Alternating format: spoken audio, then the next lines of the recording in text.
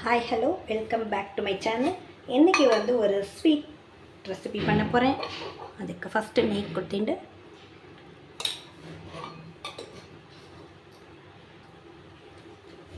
நெய் மெல்ட் ஆனதும் முந்திரி திராட்சையை வறுத்து எடுத்துக்கலாம். ஸ்வீட் லட்டு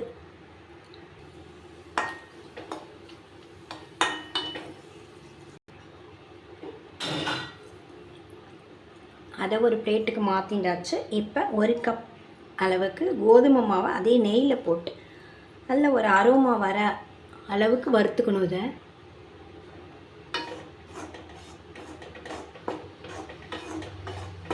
நன்னாவே வறுத்துக்கலாம், ரொம்ப நாள் வறுத்துக்கலாம். அந்த கோதுமை மாவுலேருந்து ஒரு வாசனை வரும் வறுப்பட்டதுக்கப்புறமா, அது வரைக்கும் இதை வறுத்துக்கலாம். தேவைப்பட்டால் இன்னும் கொஞ்சம் நெய் கூட விட்டு வறுத்துக்கலாம். நம்ம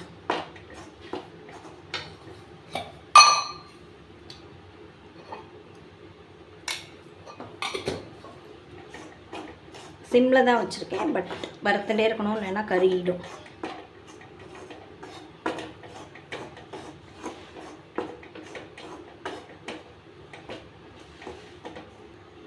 நல்ல ஒரு வாசனையும் வந்தாச்சு, சேம் டைம் கலரும் கொஞ்சம் சேஞ்ச் ஆகுது. ஸோ இதை நான் ஒரு பிளேட்டுக்கு மாற்றிக்கிறேன் ஆஃப் பண்ணிவிட்டு.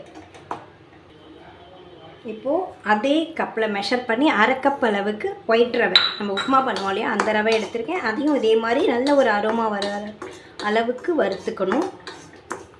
ரொம்ப கலர் சேஞ்ச் ஆகிடக்கூடாது, அதுதான் முக்கியம்.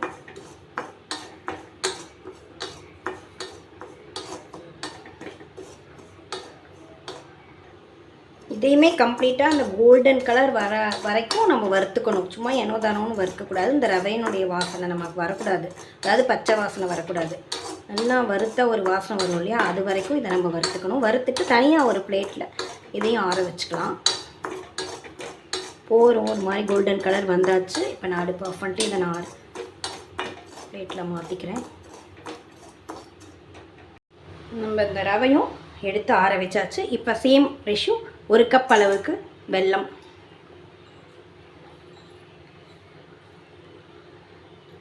இல்லை 2 கப் அளவுக்கு வாட்டர் சேர்த்துக்கலாம், அல்லது 1.5 கப் அளவுக்கு சேர்த்துக்கோங்க. இந்த வெல்லம் கரைஞ்சி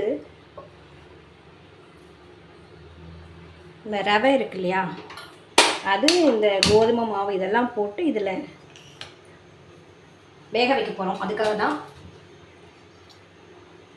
சில ரவை கொஞ்சம் அதிகமாக தண்ணி இழுக்கும், அதனால் நம்ம ஃபஸ்ட்டு ஒரு 1.5 கப் அளவுக்கு வாட்டர் சேர்த்து இதை நம்ம கரைச்சிக்கலாம். தேவைன்னா கூட நம்ம கலரும் போது இன்னொரு அரை கப்போ 1 கப்போ உங்களுடைய ரவைக்கு தகுந்த மாதிரி கொஞ்சம் கொஞ்சமாக, ஆனால் வெந்நீராக விடணும். அப்படி பண்ணிக்கலாம். இது கரையட்டும். வெல்லம் கரைஞ்சாச்சு. கொஞ்சமாக ஏலக்காய் பொடி இதில் ஆட் பண்ணிக்கிறேன்.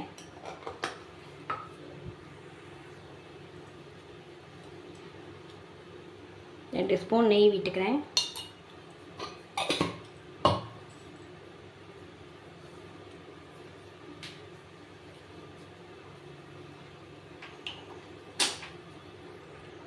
உங்கள் வெல்லத்தில் மண் தூசி இருந்ததுன்னா வடிகட்டிக்கோங்க.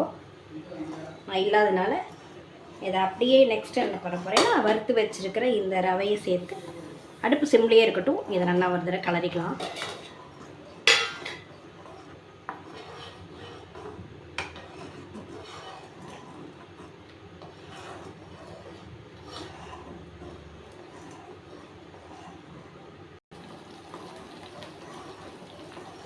இந்த வெள்ளைக்கரைசல் எல்லாத்தையும் இதை அப்சர்வ் பண்ணிட்டு நல்லா அது குக் ஆகும். பக்கத்தில் நான் சொன்ன மாதிரி கொஞ்சம் வெந்நீர் தலைக்கி வச்சுக்கோங்க, நல்லா கொதிக்கட்டும்.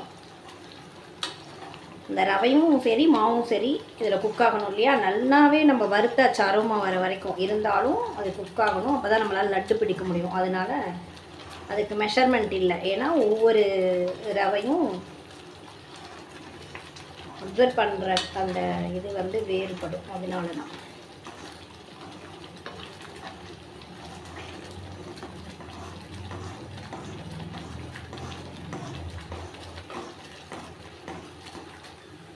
ஃபுல்லாக அப்சர்வ் பண்ணிட்டு இந்த சமயத்தில் நம்ம வறுத்து வச்சுருக்க இந்த கோதுமை மாவை இதில் ஆட் பண்ணிக்கலாம்.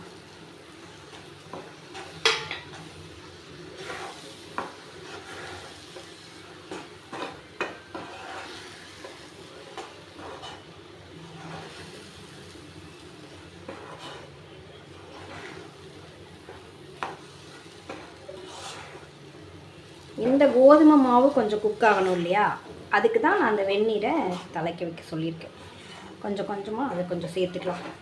இப்போ வந்து நான் ஒரு எகைன் வந்து ஒரு 2 ஸ்பூன் நெய் ஆட் பண்ணிக்கிறேன். உங்களுக்கு நெய் பிடிக்கும் அப்படின்னா, இதுக்கு மெஷர்மெண்ட் சொல்லணும் அப்படின்னா, ஈக்குவலாக நம்ம எடுத்துகிட்டு இருக்க அந்த கப்புனால் 1 கப் அளவுக்கு நீங்கள் நெய் விட்டுக்கலாம். பிடிக்காது அப்படின்னா அதுக்கு தகுந்த மாதிரி குறைவாக விட்டுக்குங்க. நெய் விட்டால் வாசனை நல்லாயிருக்கும்.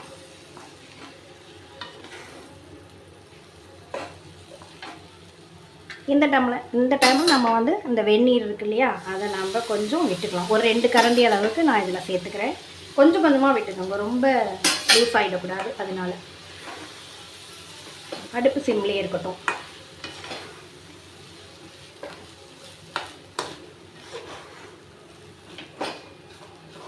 இதை நல்லா மிக்ஸ் பண்ணிக்கலாம்.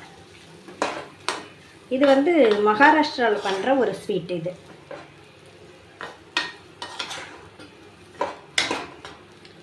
மகாராஷ்டிரா ஸ்பெஷல் குல்ஃபா வெயிட்னு போட்டிங்கன்னா வரும்.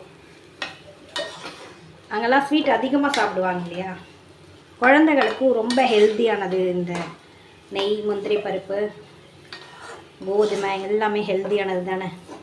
லட்டு ஸ்வீட் மஸ்ட்டு சாப்பிடணும். நம்ம ஓவராக சாப்பிடக்கூடாது.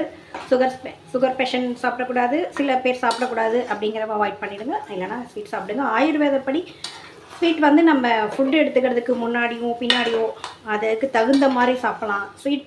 ஃபுட்டுக்கு முன்னாடி நம்ம சாப்பிட்டோம் அப்படின்னா நம்ம சுவை நரம்புகள் நாக்கில் இருக்கு இல்லையா, சுவை மொட்டுக்கள்னு சொல்லுவோம் இல்லையா, அதை வந்து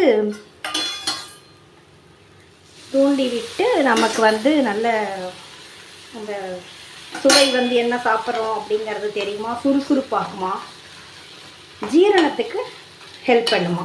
அதனால நம்ம ஃபுட் எடுத்துக்கிறதுக்கு முன்னாடி கொஞ்சம் ஸ்வீட் சாப்பிட்டுட்டு சாப்பிட்றதுங்கிறது நல்லது.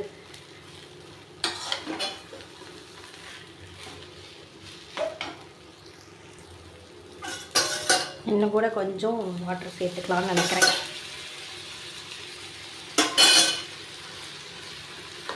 இதுக்கு மேலே வேண்டாம், இது குக் ஆகட்டும்.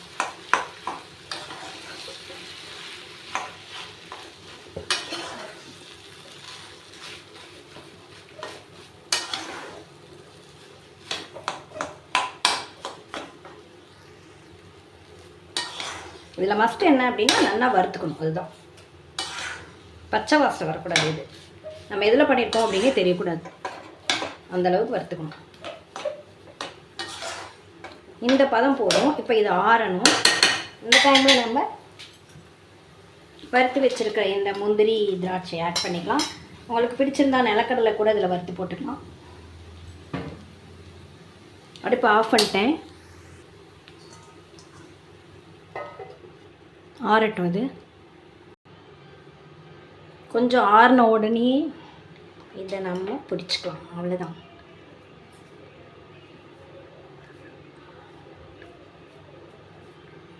நல்லா டேஸ்ட்டாக இருக்கும்.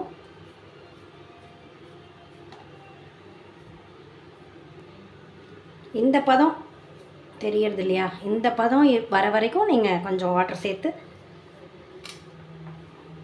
கிளறிக்கலாம். அதனால தான் நான் வாட்டருக்கு வந்து அளவு சொல்லலை.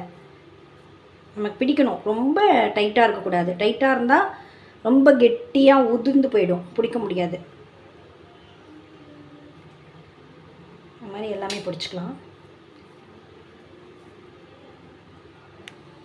எல்லாத்தையும் பிடிச்சிட்டாச்சு. நான் கொஞ்சமாக தான் பண்ணியிருக்கேன். நீங்கள் உங்களுக்கு தகுந்த மாதிரி நீங்கள் அதிகமாக போட்டு, குழந்தைங்களுக்கு ரொம்ப பிடிக்கும். கலோரி வந்து ஸ்வீட்டில் தான் அதிகமாக இருக்குது. சுவைகள், இனிப்பு சுவையில் தான் கலோரி அதிகமாக இருக்குது. அதனால் கலோரி உங்களுக்கு வேணும் அப்படிங்கிறவங்க கண்டிப்பாக ஸ்வீட் பண்ணி சாப்பிடுங்க. மகாராஷ்டிராவங்களாம் ஏன் இவ்வளோ நல்லா ஃபேட்டாக இருக்காங்க அப்படின்னு காரணம் என்னென்னு இப்போ தெரியும். நிறையா அவங்க ஸ்வீட் சாப்பிடுவாங்க. நம்ம நினைக்கிறோம் ஸ்வீட் சாப்பிட்றனால சுகர் வரும் அப்படின்னு. கண்டிப்பாக இல்லை. சுகர் வந்தவங்க வேணால் அதை குறைச்சிக்கலாமே தவிர, நம்ம தமிழ்நாட்டில் நமக்கு தான் வந்து சர்ச் பண்ணி பார்க்கும்போது சுகர் பேஷண்ட் வந்து அதிகமாக இருக்காங்களாம். அதுக்கு காரணம் என்னென்னு தெரியும். நம்ம ரைஸ் விட்டு கட்டுறோம், கார்போஹைட்ரேட் சும்மா பாத்தி கட்டி அடிக்கிறாங்க. ஹோட்டலில் போய் பார்த்தீங்கன்னா தெரியும், ஃபுல்லாக ரைஸ். அதுக்கு காரணம் ஸ்வீட் கிடையாது. கண்டிப்பாக ஸ்வீட் சாப்பிட்டு ஹெல்த்தியாக இருங்க. தேங்க்யூ வாட்சிங். Thank you friends.